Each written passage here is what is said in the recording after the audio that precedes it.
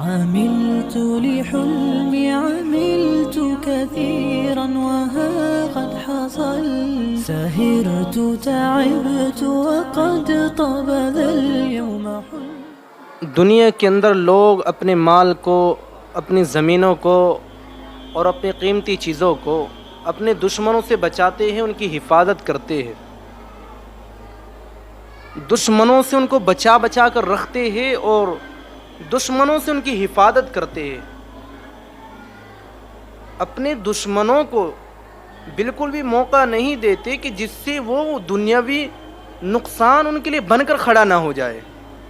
ان کے مال میں، ان کی تجارت میں، ان کی نوکریوں میں، ان کی بلڈنگوں میں کوئی بڑا نقصان، ان کی فیکٹریوں میں وہ کوئی بڑا نقصان نہ کر دے.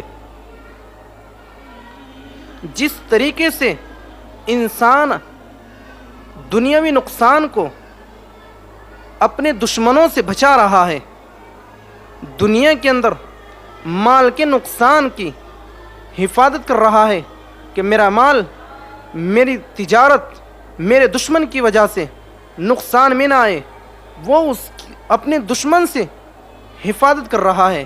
لیکن ہم اپنے دین کی، اپنے ایمان کی، جو شیطان ہمارا سب سے بڑا دشمن ہے، اس سے حفاظت نہیں کر رہے. کیوں بھائی؟ کیا دنیا ہی دنیا ہمارے لیے ضروری ہے؟ دنیا کے ساز و سامان کی ہی حفاظت ہمیں اصل کامیابی دلا سکتی ہے. دنیاوی کامیابی ایک وقتی کامیابی ہے اور عارضی کامیابی ہے، ہمیشہ کی کامیابی نہیں ہے. کیا یہ بات سچ نہیں ہے کہ دنیا کے اندر ہم اپنے دشمنوں سے اپنی قیمتی چیزوں کو بچا کر رکھتے ہیں کہ کہیں وہ اس کے اندر بڑی خرابی نہ پیدا کر دے؟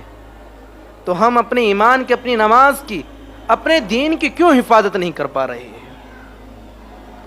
جبکہ اللہ تعالیٰ نے ہمیں بتایا ہے کہ شیطان تمہارا کھلا دشمن ہے، وہ نہیں چاہتا کہ تم وہ کام کرو جن سے میں راضی ہو جاؤں، وہ نہیں چاہتا کہ تم نماز پڑھو، وہ نہیں چاہتا کہ تم جنت میں داخل ہو جاؤ. وہ یہ چاہتا ہے کہ میں کیسے انسانوں کو گمراہ کروں، بڑے چھوٹے گناہوں میں ان کو پھنسا دوں اور ان کو ان کے اللہ سے دور کر دوں. بھائیوں، جیسی دنیاوی نقصان کی اہمیت ہمارے دل کے اندر ہے، اور اہمیت ہونے کی وجہ سے ہم دنیا کے اندر اپنے دشمنوں سے اپنی قیمتی چیزوں کو بچا لیتے ہیں، ان کی حفاظت کر لیتے ہیں. پھر ہم اپنے ایمان کی حفاظت کیوں نہیں کر پا رہے ہیں؟ اس میں تو بہانہ ہے کہ شیطان ہمارا دشمن ہے، وہ ہمارے پیچھے لگا رہتا ہے. تو کیا آپ کو اس کو دشمنی کرنے کے لیے اپنے پیچھے چھوڑ دو گے؟ اس کے توڑ، اس کو پٹخی مارنے کا طریقہ، اس کو ہرانے کا طریقہ قرآن کے اندر موجود ہے، احادیث کے اندر موجود ہے. اعمال سے اس کو توڑا جا سکتا ہے، اعمال سے اس کو پچھاڑا جا سکتا ہے، اعمال سے اس کو ہرایا جا سکتا ہے. کہ دنیا کی چیزوں کے اندر بھی ہم یہی سوچ لیتے کہ فلاں دشمن ہے کہ اس کو چھوڑ دو، ایسے ہی جتنا خسارہ نقصان اس میں اٹھانا پڑے اٹھا لو. کیا آپ اپنا رات دن اس کے پیچھے نہیں لگاتے؟ کیا آپ دشمنوں سے اپنے مال کی حفاظت نہیں کرتے، تدابیر اختیار نہیں کرتے، اور بے شمار چیزوں کا آپ استعمال کرتے ہیں، اور استعمال کرنے سے وہ چیزیں بچ جاتی ہے، دشمن اس میں کامیاب نہیں ہو پاتا. اسی طرح ایمان کے اندر بھی، نماز کے اندر بھی، اسلام کے اندر بھی اللہ تعالیٰ نے شیطان سے بچنے کے طریقے ہم کو سکھلائے ہیں. شیطان سے بچنے کے رسول اللہ نے ہمیں طریقے بتلائے ہیں. ان طریقوں کو اگر ہم استعمال نہیں کریں گے، کیا ہم شیطان سے نہیں بچ سکتے؟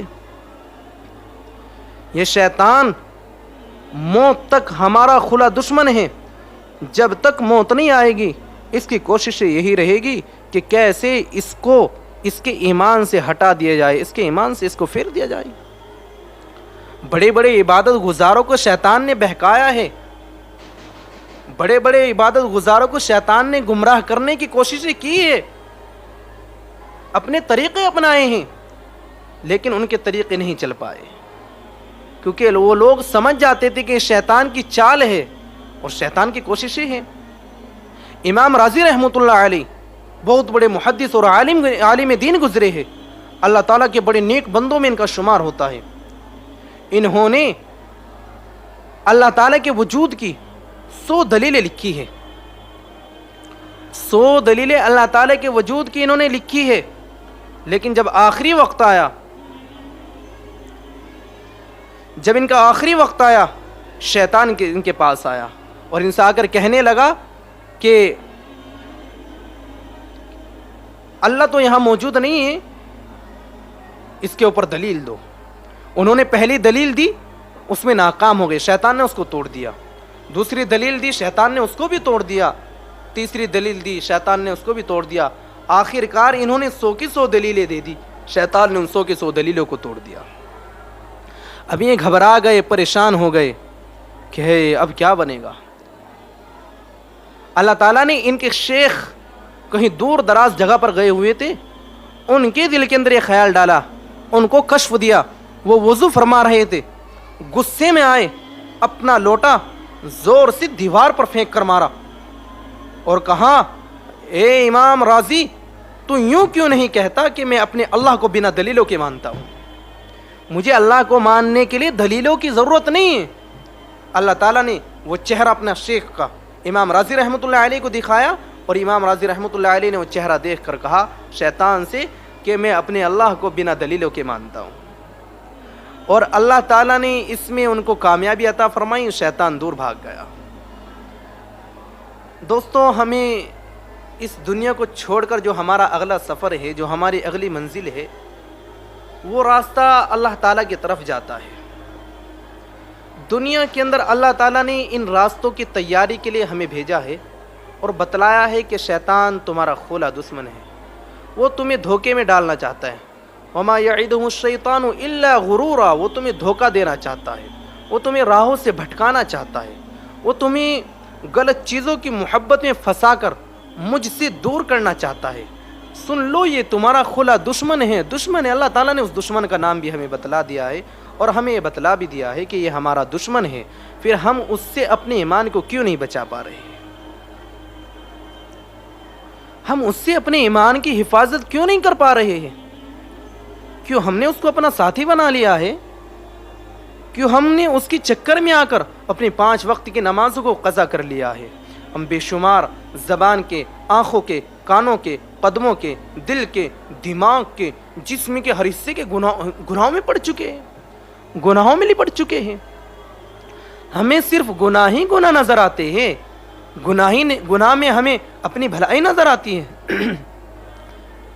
کیا ہمیں گناہوں میں ہی کامیابی نظر آتی ہے؟ ایک بھی گناہ ایسا نہیں ہے جس کی لذت ہمیشہ کے لیے ہو، اور ایک بھی گناہ ایسا نہیں ہے جس کو کرنے کے بعد انسان کو سکون ملتا ہو۔ چند لمحوں کی، چند سیکنڈوں کی عزت ہے، لذت ہے، تھوڑی دیر کے آدمی کو لذت ہے، لیکن جب گناہ ہو جاتا ہے پھر اس کے لیے نحوستیں ہیں، پھر اس کے لیے پریشانیاں ہیں، وبال ہے اللہ تعالیٰ کی طرف سے۔ دوستو، شیطان کی چالیں یہی ہے کہ وہ اللہ تعالیٰ کے بندوں کو اللہ تعالیٰ سے دور کرے، لیکن اللہ تعالیٰ جانتے ہیں اس شیطان کو، لیکن اللہ تعالیٰ ہمیں شیطان سے اس وقت بچائیں گے جب ہم اتنی کوشش کریں گے کہ ہم نمازوں کے پابند ہو، عبادتوں کے پابند ہو، ہم نیک صالح اعمال کے پابند ہو۔ اللہ تعالیٰ دھیرے دھیرے اس شیطان سے ہماری حفاظت فرمائیں گے، اللہ تعالیٰ اس شیطان کو مردود کر دیں گے، ناکام کر دیں گے۔ یہ خود تو ناکام ہوا ہے، اس کی کوشش یہی ہے کہ میں اپنے ساتھ اوروں کو بھی جہنم میں لے کر جاؤں۔ جیسے میں اللہ کی بارگاہ میں دھتکار دیا گیا ہوں، مجھے اللہ تعالیٰ کی بارگاہ میں ذلیل و رسوا کر دیا گیا ہے، میں اسی طرح اللہ کے بندوں کو بھی، مؤمنین کو بھی، مؤمنات کو بھی، مسلمانوں کو بھی اللہ تعالیٰ کی راہ سے دور کر دو، اللہ تعالیٰ کی محبت سے دور کر دو۔ ہم سب ہوشیاری کے ناخون لیں، اپنے دل کو اللہ تعالیٰ کی طرف متوجہ کرے، اس دل کو خالص اللہ تعالیٰ کے لیے پاک کر دے، دنیا کی ہر چیز کو اس دل سے نکال دے۔ دنیا کی ہر چیزوں میں خسارہ ہے، نقصان ہے، آنسو ہے، آہیں ہیں، درد ہے، تکلیف ہے، لیکن دین کی ہر شے میں، اللہ کی محبت میں عزت ہے، بھلائی ہے، کامیابی ہے، رسوائی نہیں ہے، ذلت نہیں ہے، ہمیشہ کا سکون ہے۔ لیکن اس دل کے تار اللہ کی طرف جوڑو تو صحیح، اللہ تعالیٰ کی طرف اپنے تاروں کو جوڑو تو صحیح۔